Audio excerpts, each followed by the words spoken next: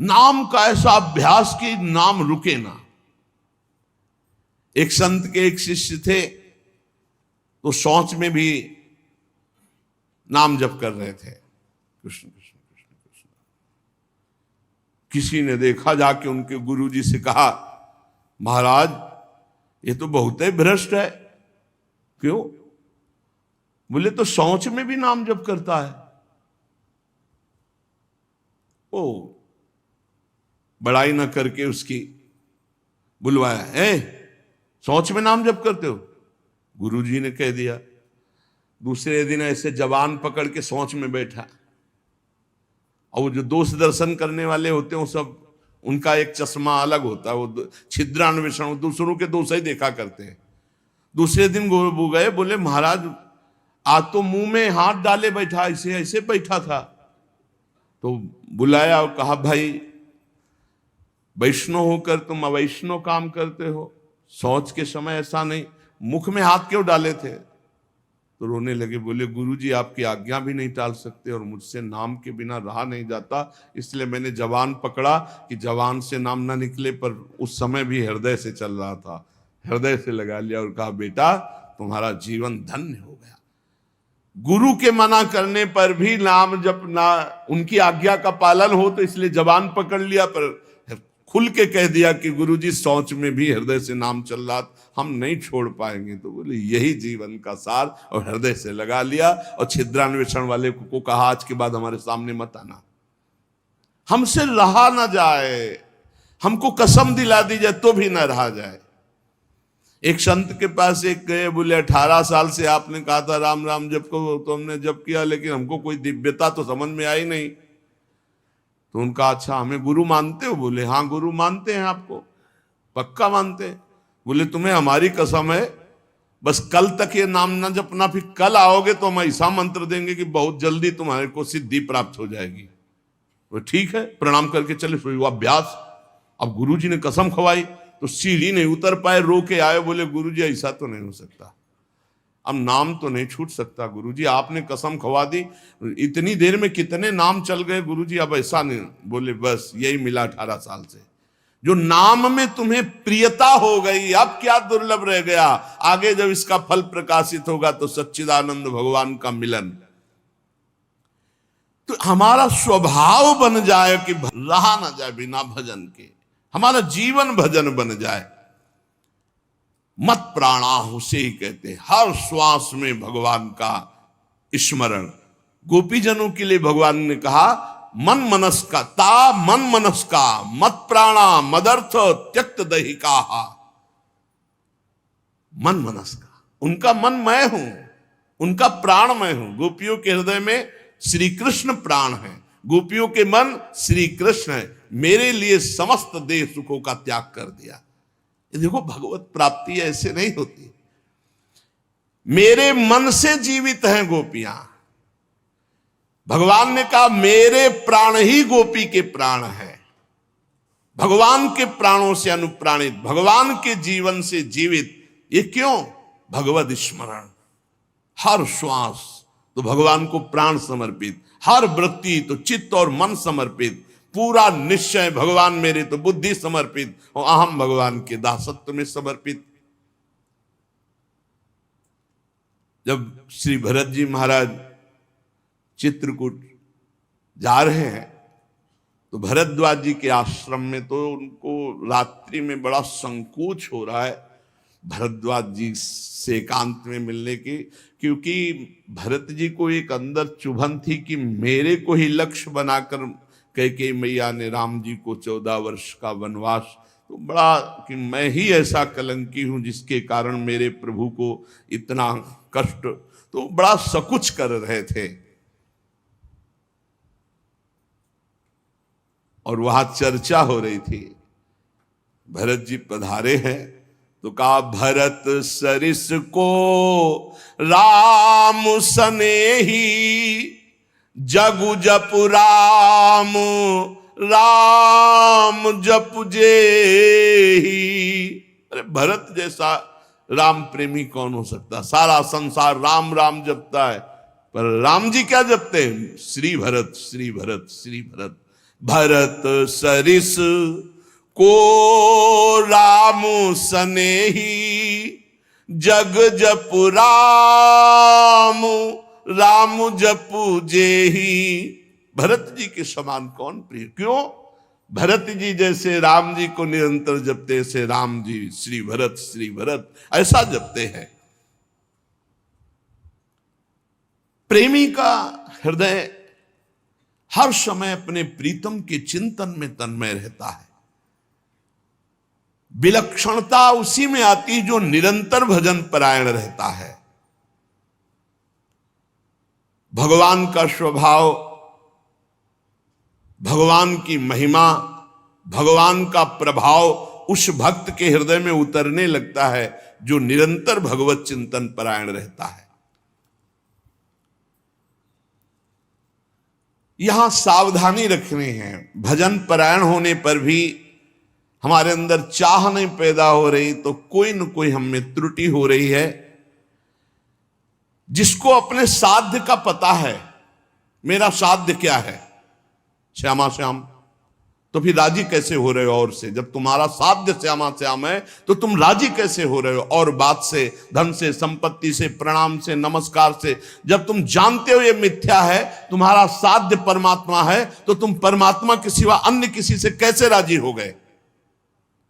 साधना की विघ्न जिनसे हमें बचना है, ये विघ्न है। अपने आराध्य देव साध्य के बराबर किसी को नहीं रखना। ये बात समझो। किसी वस्तु, व्यक्ति, स्थान, घटना, परिस्थिति, कैसे तुम राजी हो गए कि प्रभु का विस्मरण? जैसे हम किसी व्यक्ति से मिलने में प्रभु को भूल गए तो वो व्यक्ति प्रभु से बढ़कर हो गया। किसी वस्तु के भोग में हम प्रभु को भूल गए तो वस्तु प्रभु से बढ़कर हो गए। साध्य की ओर जिसकी दृष्टि नहीं है वो साधक किस बात का? अपने को जो एकांत रूप से भगवत प्राप्ति के मार्ग में चलाया है उसी को साधक कहते हैं।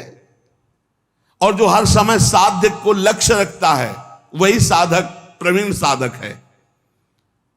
अपने कार्य में, अपनी साधना में, अपने मार्ग में दूसरे की तरफ ताको झाको मत, चुपचाप चलते रहो। साधक को हमेशा ध्यान रखना चाहिए, हमें कभी लक्ष्य को भूलना नहीं है। हमारा लक्ष्य क्या है? खड़े हैं तो हमारी दृष्टि बिल्कुल मंत्राकार, कार्य में है तो नाम जप। जी जब पूछे क्या चल रहा है, आपकी कृपा से चल रहा है। उत्तर यही होना चाहिए, झूठ नहीं, सत्य यही होना चाहिए। लक्ष्य को भूल गए जिस मिनट, जिस सेकंड, उससे बड़ी हानि क्या है? तुम साधक क्या हो? हानि हरिवंश के नाम अंतर परे, का हनुमंत विपत्ति प्रभु सोई, जब तो सुमिरन भजन न हुई। हरि बाबा ने एक दृष्टांत में बताया कि एक सिद्ध फकीर एक संत की झोपड़ी पर गए तो वहां गड्ढा बना हुआ था सामने और घुटनों का भी। उनका शिष्य और संत जन थे तो उनका ये क्या है? बोले हमारे गुरुजी यहां दंडवत करते हैं। कहा ऐसे चिकने चट्टान में भी गड्ढा बन गया, इतनी दंडवतें करते हैं?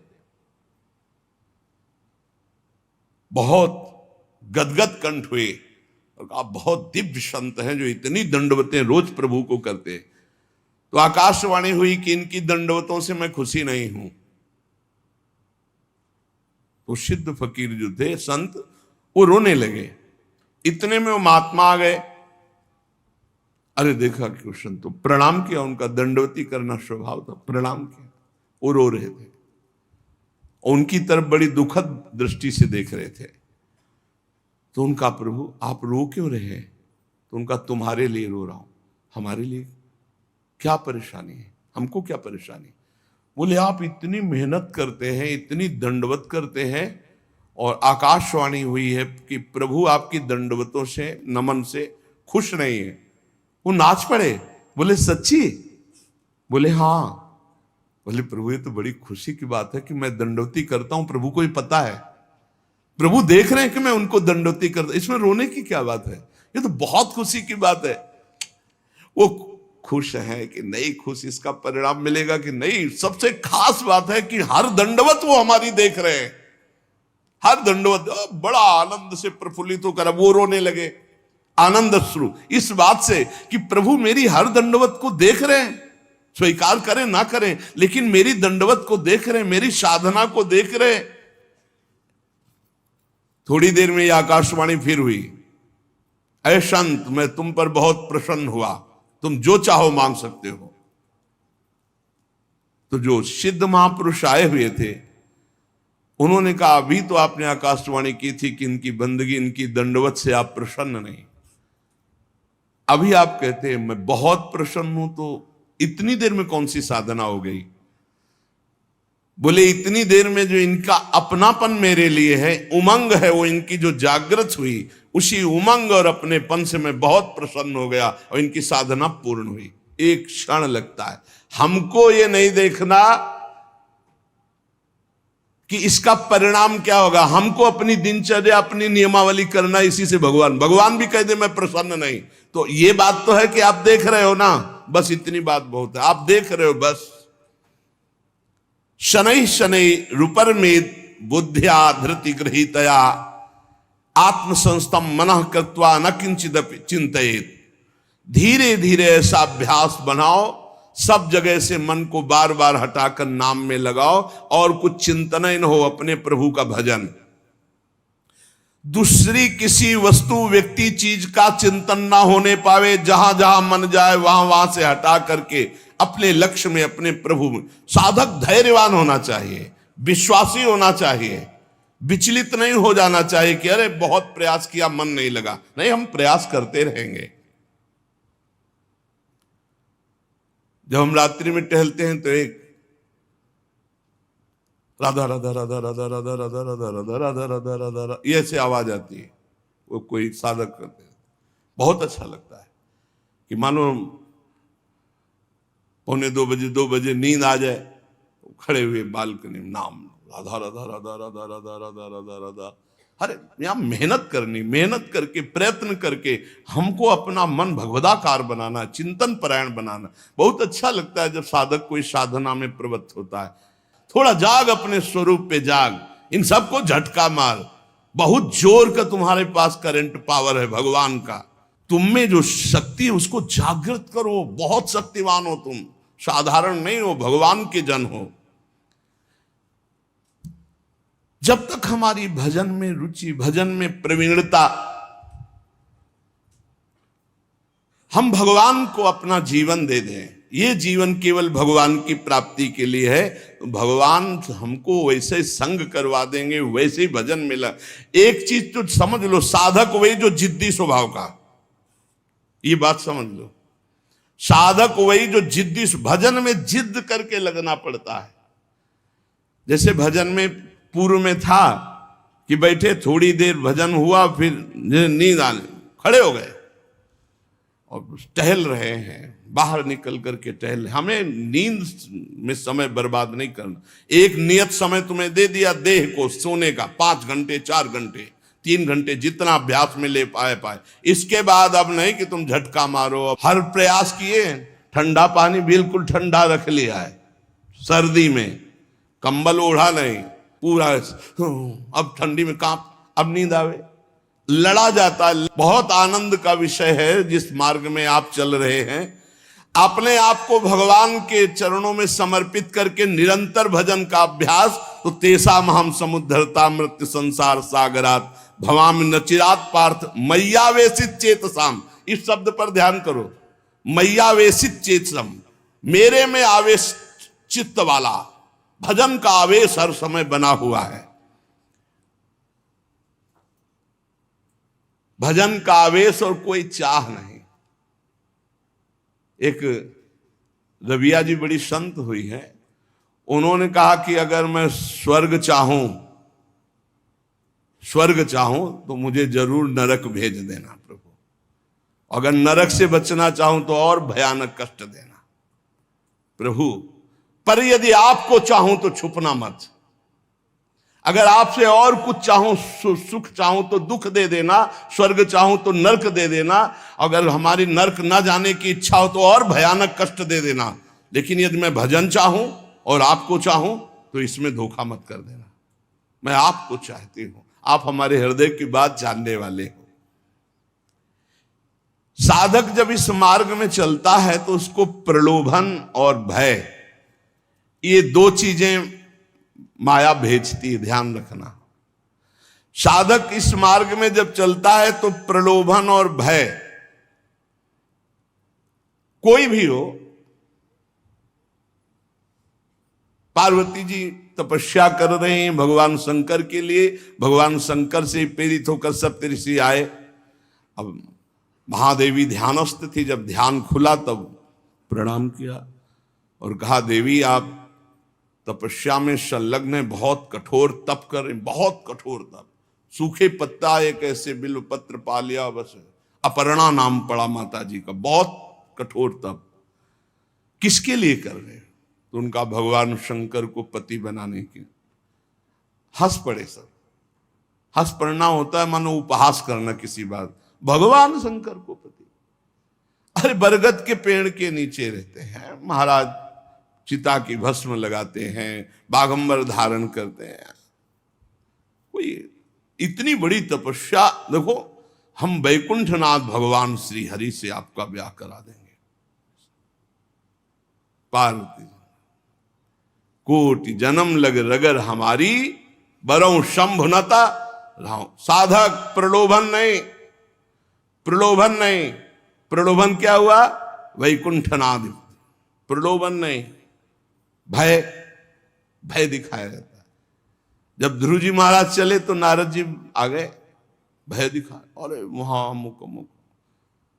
प्रहलाद जी, नारद जी, बड़े बड़े महाभागवत, इनके जीवन में देखो प्रलोभन भय किस किस कोटि के आए, लेकिन अपनी निष्ठा छोड़ी। दुलार करता हुआ हिरण्यकश्यप कहते, छोड़ दो इस हरि की बात और जो तू चाहे प्राप्त कर ले। और भय तो कितना भयानक दिया। साधक जब इस मार्ग में भजन की जिद पकड़ लेता है, तब उसके हृदय में पूर्व में जो भोग इच्छा रही है, बहुत ध्यान से सुनना, वो फ्री भोगने को एकांत में मिलने का संयोग माया बना देगी। प्रलोभन, पूर्व में कोई भी भोग इच्छा रही है, सबसे पहले भजन की तन्मयता में वो भेजी जाएगी। भोगो इसे, फ्री, कोई विघ्न नहीं। आपको लगा हाँ हाँ ये तो मैं चाह ही रहा था, मारे जाओगे। आपका भजन लुट जाएगा, वो वृत्ति लुट जाएगी। भोगेश्वर प्रसक्ता नाम तया प्रहृति चेतसाम व्यवसायत्मिका बुद्धि समाधो न विधीयते। आपका थोड़ा सा अच्छा भजन होने लगेगा तो आपके पास भेजे जाने लगेंगे लोग। ध्यान से सुनिए, बड़े भजनानंदी है, लियो सेव अंगूर, ये ले, वो ले, ये रुपया की गड्डी, कभी कोई जरूरत हो फोन नंबर ले, ये ले फोन हो। उसमें ये भगवान की माया आपके भजन की एकांतिक वृत्ति को छीनने के लिए व्यवस्था भेज रही है। ये तुम्हारे भजन का फल नहीं है, भजन का विघ्न है। बहुत से भक्त बनने लगेंगे, आपका पूजन करने लगेंगे। बहुत खतरनाक खेल है, बहुत समझ के। पूजा अच्छी लगने लगी, फल फूल अच्छे लगने लगे, रुपया पैसा अच्छा लगने लगा, फोन नंबर अच्छा। अरे भाई, जिनके पास फोन है अब उनको दूसरे की जरूरत क्या है? असंगोहम पुरुषा, अकेले रहकर पूरे विश्व का सब भ्रमण करो, उसी में सब चीज है। इतने इतने बच्चे हैं, सब ज्ञान है उनको, पूरा विश्व का ज्ञान है मोबाइल भगवान की कृपा से। अगणित रूपों में आपके पास भजन का विघ्न भेजा जाने लगेगा जब आपका भजन सही होने लगेगा। कुछ तो बड़ाई करने वाले भेजे जाएंगे, मोचू पड़ी बोलने वाले। बचना चाहिए इसों से, जलन पैदा होनी चाहिए। जब माया ये जान लेती है कि भगवान बनना चाहता है, तो वो मायापति तो सिर्फ भगवान ही है, वो ऐसे प्रश्न फेंक देती है कि वो अपने आप चिल्लाने लगता है कि मेरे जैसा अधम कोई नहीं है। बड़ाई सुनकर अच्छी लगने लगे, साधन मार्ग के पथिक को बच के, साधन की सिद्धावस्था है, सबके चरणों में वंदना करो, सब इष्ट रूप है, हम सबके दास हैं। शो अनन्य गति जाके असमति न टरे हनुमंत, मैं सेवक सचराचर रूप स्वामी भगवंत। कहीं धोखे में मत आ जाना। मान देने वाले, पूजा करने वाले, फूल चढ़ाने वाले, प्रलोभन देने वाले, ये तुम्हें भ्रष्ट करने आए हैं, तुम्हें ऊंचे उठाने नहीं आए। ध्यान रखना। जो बड़ी बड़ी बातें आपके सामने प्रशंसा की करें, आप सुनो तो जान लेना ये भ्रष्ट करने के लिए माया ने भेजा है। ये माया का पार्षद है। मुझे राधा राधा राधा राधा, सावधान, हे हरि बचाओ, हे प्रियाजू बचाओ। अगर इनसे बच गया तो आगे सिद्धियां आती है। सिद्धियां किनको आती हैं? जो इन सब से बच गया। अगर सिद्धियों से बच गया तो बड़े बड़े देवता हाथ जोड़कर खड़े हो जाते हैं और कहते हैं आपको जो सुख चाहिए, आप देवलोक चलो, अभी आपको भ्रमण कराते हैं, आप जो सुख चाहिए। जब मृत्यु लोक चाहो, मृत्यु लोक में कोई जान नहीं पाएगा। जब चाहो देवलोक, जब चाहो जिस लोक का भोग, क्योंकि भगवान को प्राप्त करना चाहना, भजन करना, भगवान को प्राप्त करना चाहना, तो उसकी चाह को बदलते हैं। देवता लोग हाथ जोड़कर खड़े हो जाते हैं। बड़े बड़े देवता लोकपाल उसके सामने आने लगते हैं। आप वरुण लोक चलो, आप इंद्र लोक चलो, आप वायु लोक चलो। साधक भय और प्रलोभन आखिरी तक, जब तक भगवान के दर्शन न हो जाए, कुछ स्वीकार न करे, इनसे बचा रहेगा तो भजन सफल हो जाएगा। एकनिष्ठ साधक ही जीत सकता है इन प्रलोभन और भय से। अपने गुरुदेव को आदर्श मानकर बस उनकी आज्ञा पर छुप करके, अपने आप को छुपाकर भजन करके भगवत साक्षात्कार कर ले। फिर भगवान जब करवाना चाहते हैं जगत मंगल, फिर वो सारी जिम्मेवारी उनकी होती है। हमारा मार्ग कैसा है ये हमें केवल गुरुदेव से देखना है और किसी व्यक्ति से सलाह नहीं लेनी है। फिर हमें कोई बुरा कहता रहे तो हमें कोई परेशानी नहीं, क्योंकि हम गुरुदेव से मिलकर चल रहे हैं। बस साधक मार्ग पर चलने वाला है, अभी सिद्ध तो हुआ नहीं, इसलिए उसे कभी भूलकर कोई दूसरा भरोसा नहीं कर लेना है। भरोसो जाहि दूसरों सो करो। अगर किसी का भरोसा कर लिया तुम्हारा मार्ग रुक जाएगा। भरोसो जाहि दूसरों सो करो। मोही तो सावन के अंधे जो सूझत रंग हरो ही हरो। हमारी महारानी, हमारी लाडली जो जैसे रखे वैसे हम महानता आनंद का अनुभव करेंगे। दूसरे से नहीं, बने तो रघुबर ते बने, बिगड़े तो भरपूर, तुलसी और अंते बने ता बनवे पे धूर। अनन्यता, निष्ठा, इष्ट प्रियता। जिसने संसार में किसी और का भरोसा कर लिया, बस बहुत बहुत बदल जाता है। हाँ, बहुत बदल जाता है। साधन को बदलते देर नहीं लगती। जहां साधक चूक कर देगा तो साधना बदल जाएगी। साधना होने लगेगी मान की, प्रतिष्ठा की, भोगों की। आप सच्चे गुरु, सच्चे आचार्य के बन करके चलो तो आगे ही आगे मार्ग आपको प्रकाशित करते चले जाएंगे। गुरुदेव पूछने की जरूरत नहीं, आगे का मार्ग खुद दिखाई देने लगता है। सच्चे साधक को मार्ग पूछना नहीं पड़ता। ये अध्यात्म में अपने आप आगे प्रकाशित होने लगता है। सफलता आपके चरण चूमेगी यदि सावधान रहे तो। और अगर इन विषयी पुरुषों के फंसाव में आकर फंस गए, भटक गए, तो फिर बदल जाएगी, साधना बदल जाएगी। परमार्थ में बहुत सावधान। एक भी जीवन भर कोई अपना नहीं होना चाहिए, पूरे विश्व में कोई पराया नहीं होना चाहिए। ये चतुरता उपासक की। एक भी पूरे जीवन में अपना नहीं होना चाहिए, पूरे जीवन में, और पूरे विश्व में कोई पराया नहीं होना चाहिए। समझ लो, जो सबसे परे सबसे भरे उसका सेवक कितना प्रवीण होता है। साधक साधना में सावधान, उसके बीच में प्रलोभन आएंगे, भगवत प्राप्ति के बीच में। चाहे वो सिद्धियों का चाहे देवताओं का हो, लोक की तो बात ही क्या, केवल अपने इष्ट के लिए जो धुआंधार भजन में लगा हुआ है, कहीं विश्राम नहीं, कहीं कोई चाह नहीं, वो निकल जाता है। सालोक्य सारिष्ट सामीप्य सारूप्य एकत्व मप्युत दीयमानम न गृहणंति बिना मत सेवनम जना। भगवान का भक्त इन मोक्ष सुखों को स्वीकार नहीं करता, सिद्धियां और देवता या अन्य सुखों की तो बात जाने दो।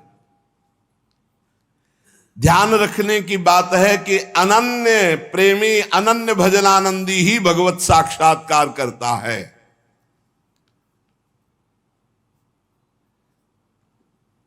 जब भजन सही होने लगता है तो फिर इसके बाद एक नशा चढ़ता है, तो उपदेश देने का मन शुरू हो जाता है। बहुत उत्तम महापुरुष है भाई जी महाराज, साधक को बचाने के लिए एक छोटी छोटी सी बात को उपदेश लोगों को दे करके अपने को श्रेष्ठ समझ करके वो भजन से उतरने लगता है। जीवन आपको याद होगा पीछे सुमति जब नरकों के चरित्र का जो उसमें सुमति जी का इसी में परमार्थ बिगड़ गया था। थोड़ी भी बात अभी जीवन में अध्यात्म की आई नहीं, उपदेश शुरू कर दिया तो भ्रष्ट हो जाओगे, नष्ट हो जाओगे। एक संत गए थे श्री सीताराम ओंकार नाथ जी महाराज जी के पास, तो देखा और कहा कि क्या करते हो? तो उन्होंने कहा कि उपदेश कर प्रवचन। तो उन्होंने कहा था वैसे है मंगलमय कार्य, लेकिन भ्रष्ट होने में देर नहीं लगेगी। ये सिद्ध पुरुषों का जो भगवत प्राप्त महापुरुष है, उनको अन्य साधक इस चक्कर में न फंसे। भगवान अगर इतनी सामर्थ्य दिए तो बात अलग। भगवान की चर्चा करना बहुत अच्छा है, भाई जी महाराज कह रहे सुनना अच्छा है, लेकिन इसके बाद का जो परिणाम है, प्रणाम नमस्कार वाह वाह यश कीर्ति, वो तुम्हें भ्रष्ट कर देगी यदि भगवत प्राप्ति नहीं हुई है। बहुत बुराइयों को अवकाश मिल जाता है प्रवचन करने वाले पर आक्रमण करने का। अच्छे से फुर्सत में हमारी बात चिंतन करना, एकांत में। भाई जी कह रहे वास्तविक लाभ से वंचित हो जाओगे यदि भगवत प्राप्ति नहीं हुआ, प्रवचन शुरू कर दिया तो। जब तक जीवन में सत्य उतर न जाए तब तक प्रवचन न करे। इसलिए प्राचीन काल की गुरु परंपरा थी कि गुरु उपदेश करते थे और गुरु लायक देखकर उपदेश करते थे। उसे साधन बता दिया, पूरा जीवन साधन में लगा, सिद्ध हो गया, अब वो उपदेश करे। ऐसा नहीं कि यहां प्रवचन सीख कर प्रवचन किए जाए। जो केवल प्रवचन तो कुछ नहीं रह जाता, रुपया पैसा मान प्रतिष्ठा ये सब, भगवत मार्ग का कुछ नहीं रह जाता पक्का। गुरु कृपा पात्र जो केवल कथयंति च माम नित्यम तुष्यंति च रमंति च, ये अलग मार्ग है। पहले भरपेट खूब खा ले, अर्थात भगवदानंद की अनुभूति कर ले, तब प्रवचन करे, नहीं कोई सफलता हाथ नहीं लगेगी। साधक को इस प्रवचन रूपी व्यापार से बचना चाहिए। हम पहले खूब अच्छे से काम क्रोध लोभ मोह मद पर विजय प्राप्त करके भगवदानंद में डूब जाएं, वो आगे की बात भगवान क्या करवाएंगे। पहले हम एक आचरण उतार ले। एक बार द्रोणाचार्य जी ने सब से कहा कि एक बात सीख लो, कोई मारे भी तो गुस्सा नहीं करना है।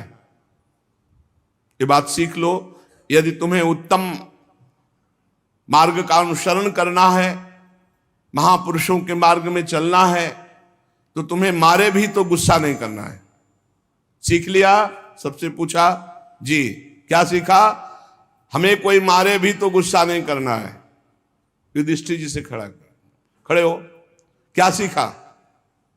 बोले नहीं सीख पाया। सबने एक स्वर में सुना दिया, तुम क्यों नहीं सुना दिए? बोले नहीं सीख पाया गुरुदेव। दूसरे दिन खड़े हो, सीखा? क्या हम बोले थे? बोले नहीं सीख पाया गुरुदेव। 7 दिन तक पूछा, बोले डंडा लाओ, और 5-7 बेत मारे। बोले सीखा? बोले हाँ गुरुदेव सीख गया। क्या? कि कोई मारे भी तो गुस्सा नहीं करना चाहिए। बोले क्यों? आप क्यों? बोले आपने मारा ना और मुझे गुस्सा नहीं आया ना, तो अब सीख गया। हम केवल वाणी से थोड़ी बोलते कि मारे कोई गुस्सा, आपने मारा ना, अभी तक मारन लगी नहीं थी, आपने मारा और मुझे गुस्सा नहीं आया, अब मैं सीख गया कि कोई मारे भी तो गुस्सा नहीं हो। अर्थात जो उपदेश है वो पहले आचरण में आना चाहिए, वो हमारी परिपक्वता होनी चाहिए। धर्मराज युधिष्ठिर कभी मिथ्या नहीं बोलते। आपने सिखाया कोई मारे गुस्सा नहीं आना, तो अब पहले हमारे मार लगे हो, मुझे गुस्सा ना आवे तब मैं बोलूंगा।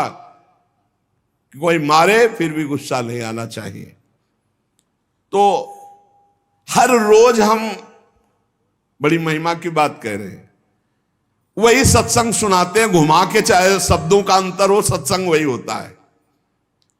क्योंकि नई बात आएगी कहां से? शास्त्रों में जो है वही तो सुनाएंगे। परमार्थ की बातें घुमा फिरा कर हजार हजार बार वही हम कहते हैं। कहने का तरीका भले अलग हो, लेकिन हजार हजार बार वही बात हम कहते हैं। आपने स्वीकार किया जगत मिथ्या है, भगवान सत्य है? स्वीकार किया आज तक? नहीं। स्वीकार किया सब में भगवान ही भगवान है? नहीं। स्वीकार किया कि एक मिनट भी भजन से बिलग नहीं होना? नहीं। और यही बातें तो घुमा घुमा के कही जाती है। तो क्या केवल सुन रहे हो, उसे गुण नहीं रहे, उसे जीवन में उतार नहीं रहे?